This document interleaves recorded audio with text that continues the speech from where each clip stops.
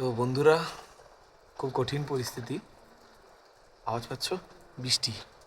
দেখা হয় একবার বাইরে, বৃষ্টির ওয়েদার। আর আমাদের বাইকগুলো ওখানে রাখা আছে, আমারটা দেখা পাচ্ছে।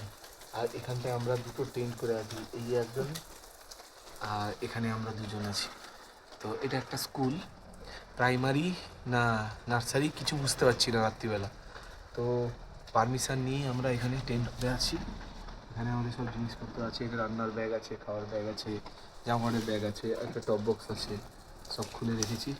তো আজকে বিশাল জোরে মেঘ ডাকছে, বিদ্যুৎ চমকাচ্ছে। তো আমরা খুব লাকি এখানে পেয়ে গেছি। আর এখানে একজন আঙ্কেলের বাড়ি আছে, ওই পাশেই আছে।